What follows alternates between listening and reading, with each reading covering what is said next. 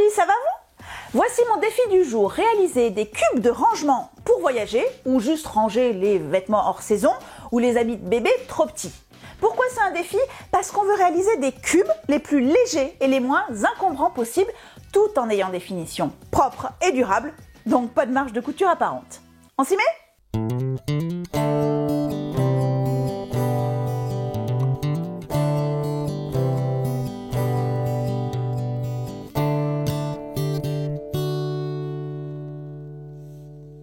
Pour ceux qui ne me connaissent pas, je suis Sophie alias Sewing So, je suis couturier tailleur dans la campagne girondine. Je vous propose donc de réaliser des cubes de rangement et je vous ai concocté 3 tailles pour correspondre à tous les besoins.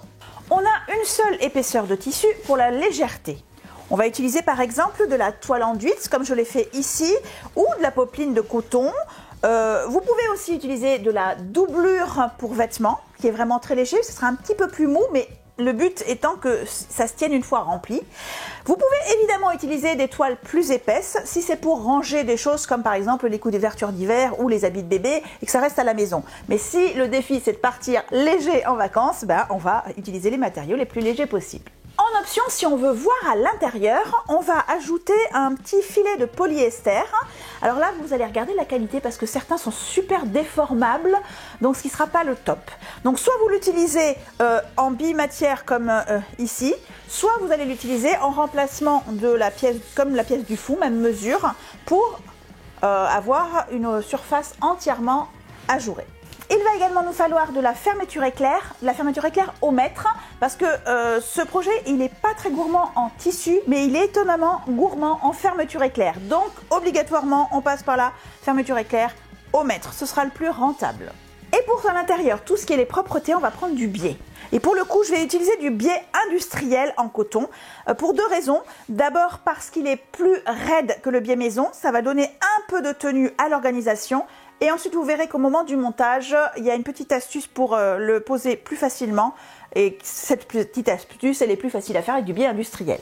Par contre, il en faut un peu beaucoup, donc c'est pas le plus économique dans le projet.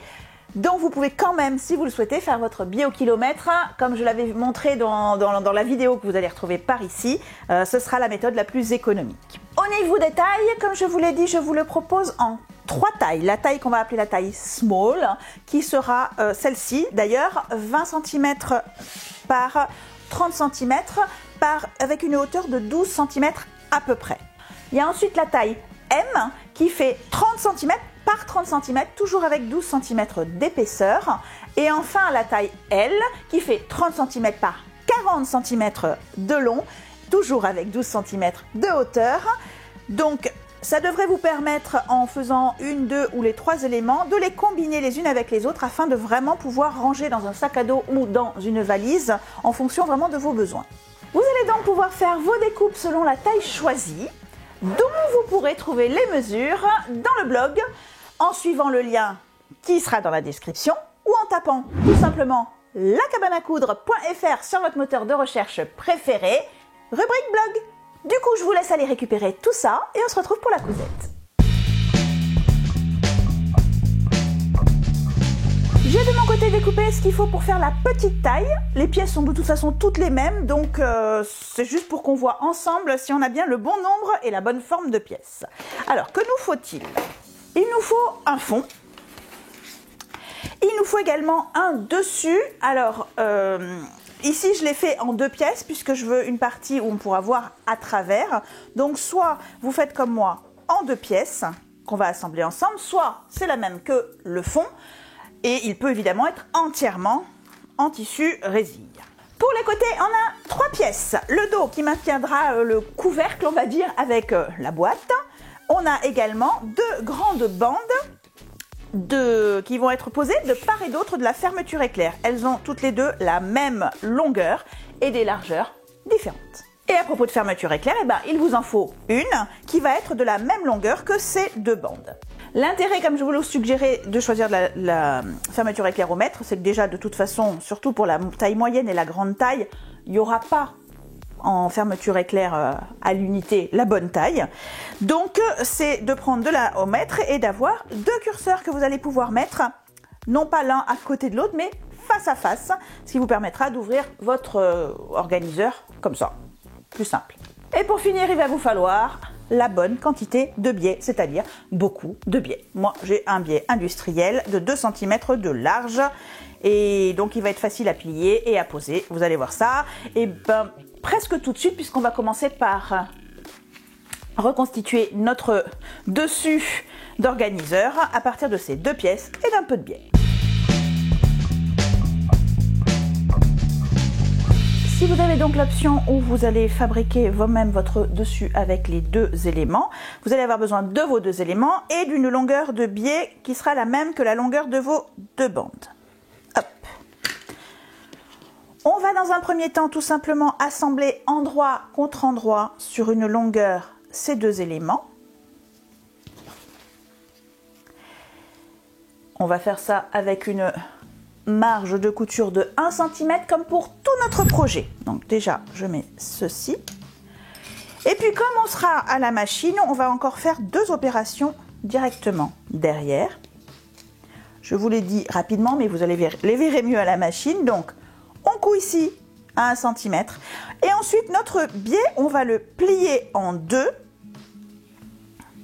Et on va le poser à cheval sur notre marge de couture pour que qu'il n'y en ait pas d'apparente. Et ensuite, on va venir plaquer l'ensemble du côté ici de notre la partie où il n'y a pas de trou. Comme ça, on verra rien, ce sera propre à l'extérieur. On voit tout ça à la machine.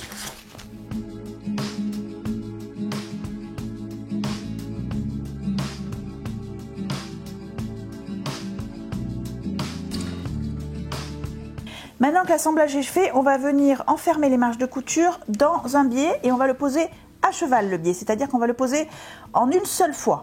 Pour ça, on va le plier sur lui-même et on va repérer, c'est vraiment évident avec les biais industriels, si ça n'est pas le cas avec votre biais maison, eh bien vous allez utiliser votre fer à repasser pour forcer un petit peu le biais à obéir.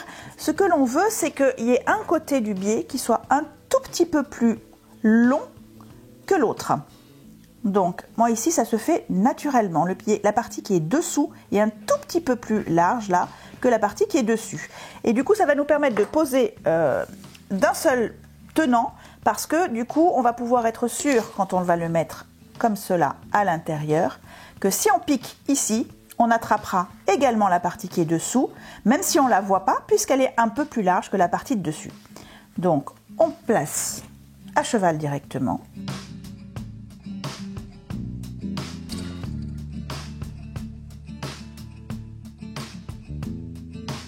Allez, quand tout est bien en place, on va aller piquer ici, sur toute la longueur, avec aussi un point d'arrêt début et fin. On allonge le point à 4 mm de long. Ça se verra pas, mais c'est... Les piqûres comme ça, on les fait toujours à 4 mm. Et on est donc à 1 ou 2 mm grand maximum du bord de notre biais pour bien enfermer la marge de couture.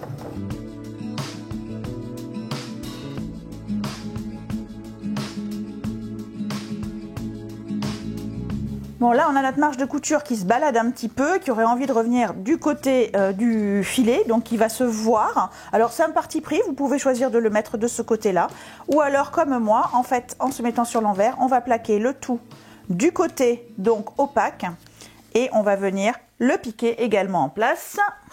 Là encore, par une piqûre, ici, en bordure, sur l'autre partie du biais. Ça va le plaquer en place.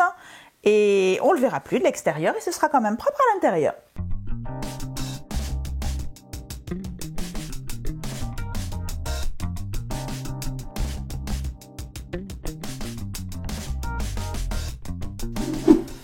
Ça y est, maintenant on a normalement un fond et un dessus qui sont de la même taille si tout va bien.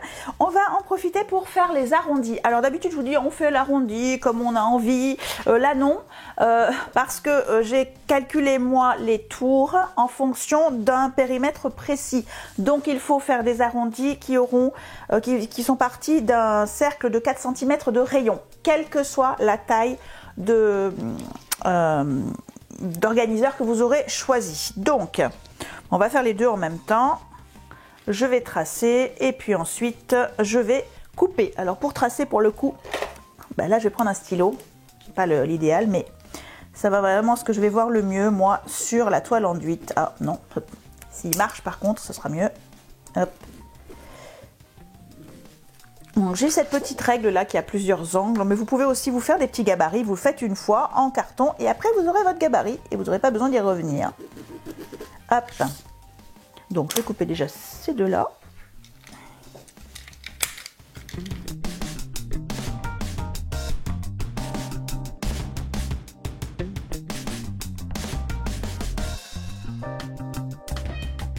Et puisqu'on en est à faire des petites découpes, on va faire des crans qui vont nous permettre de faciliter le montage tout à l'heure. Donc, on plie.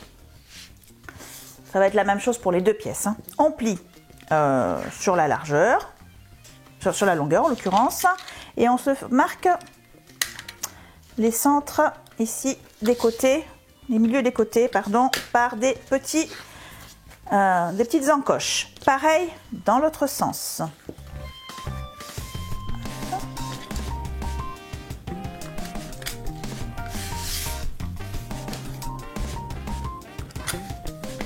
Et la même chose sur l'autre. Alors quand on a fait comme moi deux éléments pour monter le dessus, le couvercle, on n'a pas besoin ici de marquer les milieux des côtés, puisque finalement le milieu des côtés c'est la jonction des deux tissus. Si vous n'avez utilisé qu'un seul tissu, vous faites des encoches. Ok, et je continue mes encoches, justement. Alors, les bandes qui vont aller de la fermeture éclair. Je fais une encoche au centre, en haut et en bas. Pareil pour la petite bande. Et pareil pour le dos.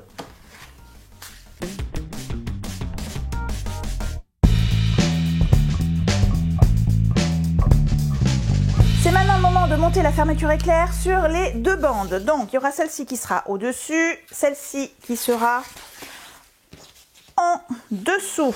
Ok, si vous avez des tissus avec un sens, haut et bas du tissu, haut et bas du tissu. Ok, donc on les pose et on va les plaquer, mais avant de les plaquer, il faudra qu'on enlève un peu de marge de couture. Donc là encore, on va faire 3 opérations directement à côté de la machine. Donc, poser la fermeture éclair. Enlever une partie de sa marge de couture, même si là c'est de la toile enduite, ça n'est pas quelque chose qui s'effiloche, et ensuite la plaquer sur l'endroit et finir avec une surpiqûre. Comme ça maintiendra la marge de couture à l'intérieur, ça l'enfermera et tout sera bien plaqué parce que on n'a pas de doublure. Allez, si on va quand même mettre quelques pinces.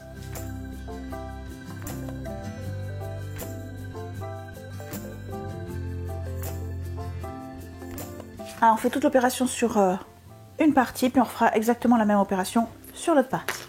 Ok, on a bien sûr mis son pied pour fermeture éclair et on repart sur un point d'assemblage, donc de 2,5 de long.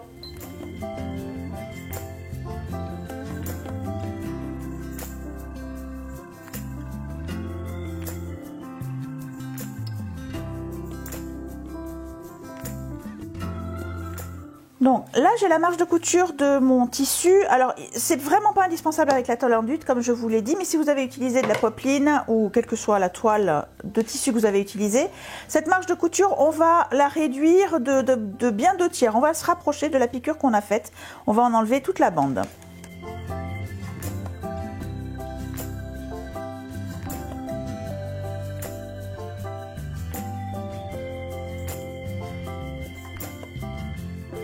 Maintenant, on va venir faire notre surpiqûre, mais on ne va pas la faire en se basant de ce côté au plus près possible des dents, comme on fait habituellement avec des fermetures éclair. On va rester sur l'envers. On va bien écarter notre toile de notre fermeture éclair pour être sûr quand même qu'ici, ce sera bien à plat. Et on va venir piquer le plus près possible de l'extrémité de la fermeture éclair. Donc on va faire un point nervure ici et vous comprenez que ça va donc enfermer la marge de couture du tissu. On sait que la fermeture éclair elle-même ne va pas évidemment s'effilocher, donc comme ça tout sera bien maintenu en place et ce sera propre sans avoir eu à mettre une doublure.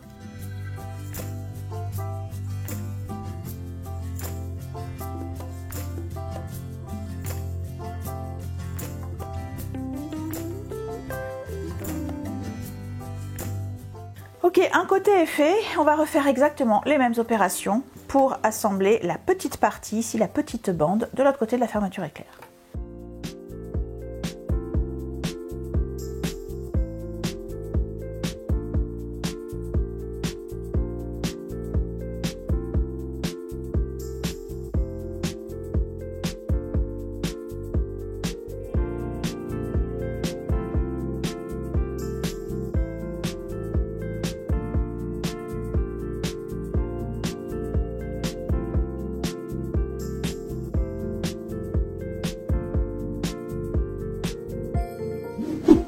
Ça y est, ma fermeture éclair est posée, donc je vais pouvoir fermer ma bande de tour. Vous avez normalement obtenu ici une largeur qui doit être identique à celle-ci. Ouais, 1 ou 2 mm près, c'est bon. Il se peut que ce ne soit pas le cas parce qu'on a un élément aléatoire qui dépend justement de la pose de la fermeture éclair. Vous allez être plus ou moins loin des dents. Donc normalement, j'ai prévu mes calculs pour qu'il y ait ici 1 cm. Mais vous pouvez très bien avoir 1,5 cm. Par exemple, ça pourrait donner quelque chose comme ceci. J'ai fait exprès de vous faire un exemple. Voilà. Donc là, j'ai posé la fermeture éclair, mais je l'ai posée beaucoup plus éloignée des dents que je ne l'ai fait dans notre projet d'aujourd'hui. Du coup, ça fait un morceau qui va être plus large que le fond que j'avais prévu. Vous voyez, ça fait un décalage. Alors, c'est pas grave, mais il va falloir le rectifier. Ça veut dire que votre projet, au final, sera de la même taille si puisque vous vous basez sur votre fond. Donc, ça ne changera rien. Donc, il faut que cette bande soit de la même largeur que le fond. Donc, je vois qu'il y a 1 cm de différence. Et bien sur toute ma grande bande, je vais enlever 1 cm. Alors pas en haut, hein, parce qu'on n'a déjà pas beaucoup de marge sur la partie haute ici. On va l'enlever sur cette partie-là, de façon à ce que au final, on ait la bonne dimension. Voilà, c'est de la bonne taille.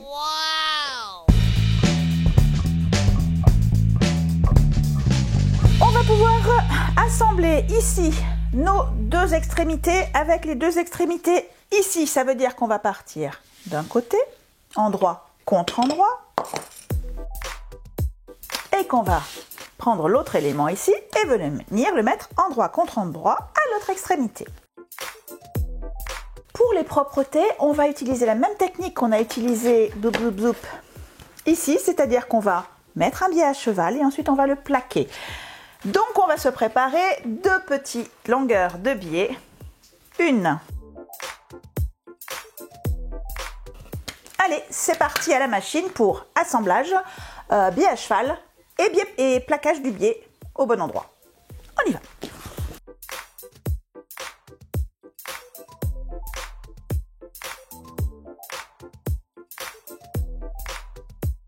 Allez, comme tout à l'heure, on met le biais à cheval en pensant avoir la partie la plus étroite sur le dessus. C'est vraiment un bon exercice pour le biais à cheval, ce projet. Hop.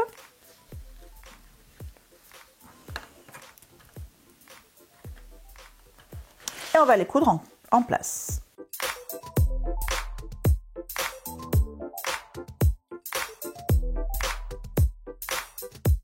Ok, mes biais sont posés et du coup je vais venir les plaquer. Alors naturellement, vous le voyez, comme il y a la fermeture éclair qui est enfermée également par le biais, ça se couche vers le fond. Donc je vais venir coudre en place ici et puis de l'autre côté à l'opposé. Évidemment, je ne vais pas prendre toutes les épaisseurs. Je vais dégager cette partie-là pour ne coudre que sur celle qui m'intéresse. Donc on fait comme tout à l'heure, en lisière ici de notre biais, on le plaque et ça ne bougera plus.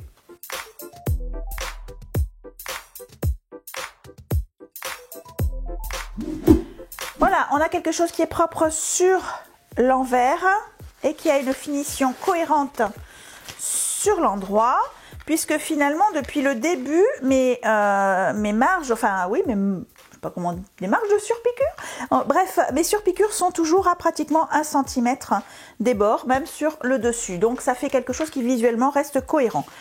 Et à propos de fond et de dessus, eh bien, ça va être le moment de les assembler. Alors, sur notre fond, par exemple, il y a 4 crans. 1, 2, 3, 4. Sur ma bande ici, il n'y en a que 2. Je vais fabriquer les 2 autres. Vous vous souvenez qu'on a cranté donc le centre de ma grande bande et le centre du fond. Eh bien, on va les mettre, les aligner. Et du coup, ça va nous permettre de trouver ici 2 éléments importants. Celui-ci, là, qui va correspondre à un des côtés, des petits côtés, et l'autre qui va correspondre à l'autre petit côté. Hop. La même chose en bas.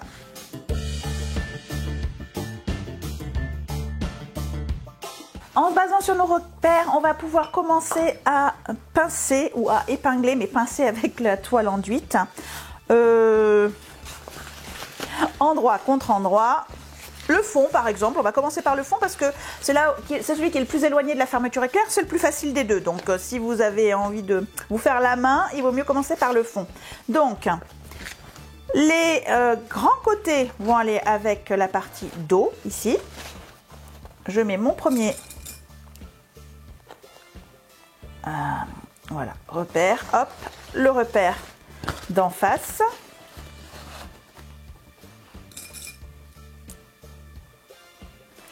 Ensuite, les repères de côté. Et avant de terminer mon épinglage, eh bien, je vais venir cranter un petit peu ma bande parce qu'elle est droite, mais il va falloir la placer sur un arrondi. Et la façon la plus facile de réussir ça, c'est de cranter légèrement à l'intérieur de la marge de couture la bande qu'on va venir insérer. Donc, je vais voir un peu jusqu'où. Là, il n'y a pas besoin, c'est encore bien droit. Voilà. Vous voyez, hop, là. Ça pose problème, elle ne veut pas y aller naturellement ma bande pour se poser, donc je vais la cranter. On n'est pas trop gourmand, on crante 5 à 7 mm parce que notre marge de couture est de 1 cm. Donc, ce qui ne voulait pas aller se positionner tout à l'heure va se positionner bien mieux maintenant. Voilà, là je peux avoir quelque chose qui va prendre la forme de l'arrondi.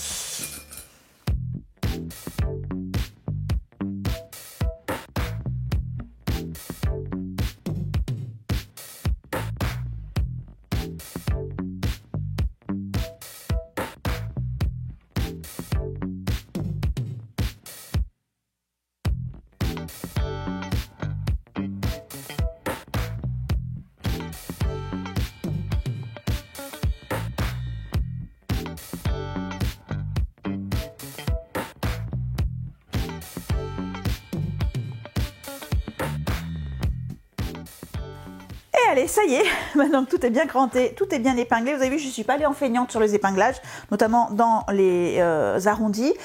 On va aller à la machine, on va le piquer avec un point une marge de couture de 1 cm. Et ensuite, comme tout à l'heure, on va poser un biais à cheval. Il faudra le faire épouser, évidemment, les arrondis.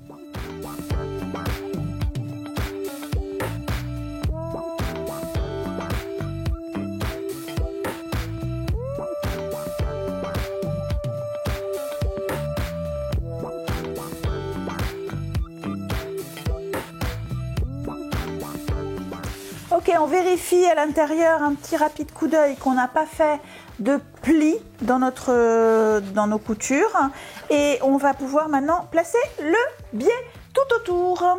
Alors là, on s'embête pas trop. Comme tout à l'heure, là j'ai même pas coupé. Comme tout à l'heure, on va piquer de ce côté, sur le côté où il y a la bande. Donc, on va plier notre biais de façon à ce que on ait toujours cette idée de la partie de dessous qui sera un peu plus large. On le pose, on commence par exemple ici, pourquoi pas. Hop. Et on le pose à cheval.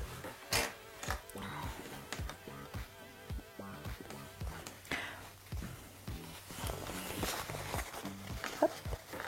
On va le convaincre évidemment de tourner. Il suffit de l'étirer un peu sur l'extérieur, on lui donne la forme arrondie et hop, on le plaque. Ouh.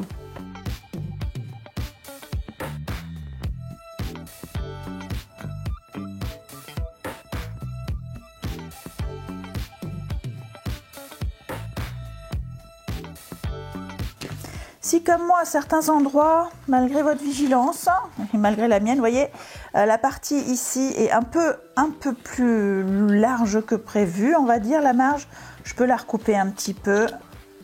L'important c'est surtout qu'on ait obtenu quelque chose qui a la belle forme et qui n'est pas, comment dire, qui n'a pas de plis. Donc je recoupe un peu, ce sera plus esthétique et plus régulier.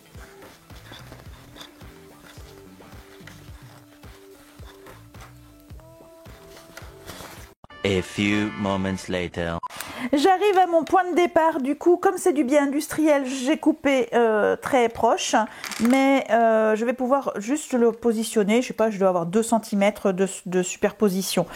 Si c'est un biais maison et qu'on a envie de pinailler, on va l'ouvrir et refermer un petit peu le bord pour ne pas avoir du tout de bord cru, mais les biais industriels ne s'effilochent vraiment pas, donc je saute cette étape.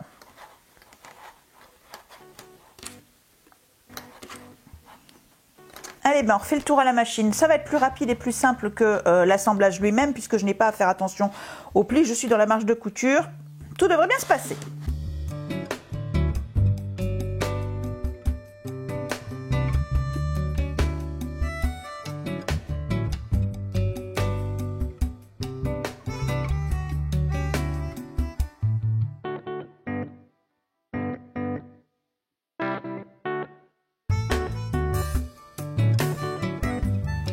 Le fond est posé, il est propre. On va faire exactement les mêmes opérations avec le dessus, mais juste avant de le faire, on va ouvrir ici, parce que c'est par cette ouverture qu'on pourra retourner tout sur l'endroit à la fin.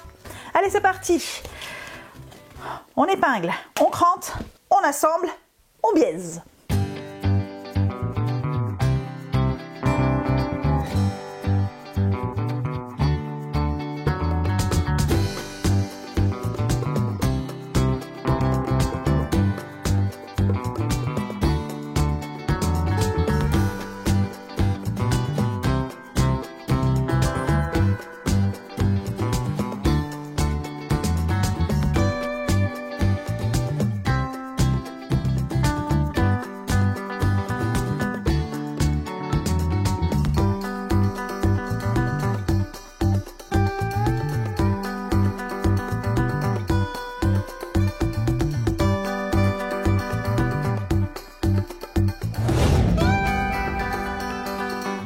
Et ça y est, le projet est terminé. Donc à l'intérieur, pas de marge de couture apparente, c'est que c'est mon dada. Et vous voyez qu'ici, en fait, on est très près de la fermeture éclair. Hein. C'est juste que la bande va faire une propreté et ça nous évite de poser le biais directement sur la fermeture éclair, ce qui est possible, mais tout ça devient particulièrement raide. Du coup, regardons à l'extérieur, c'est quand même ça qui nous intéresse le plus.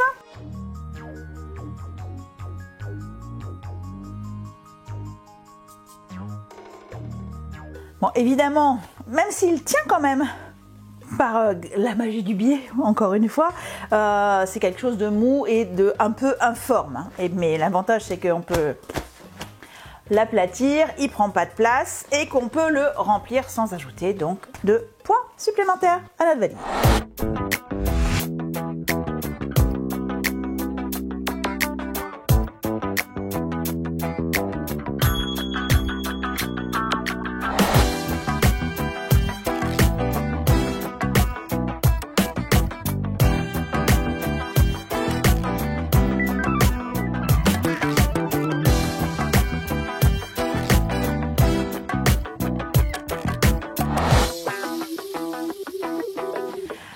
Pouvoir préparer nos valises ou nos sacs à dos pour l'été. Moi, j'ai pas encore décidé de ma destination. Je sais pas vous.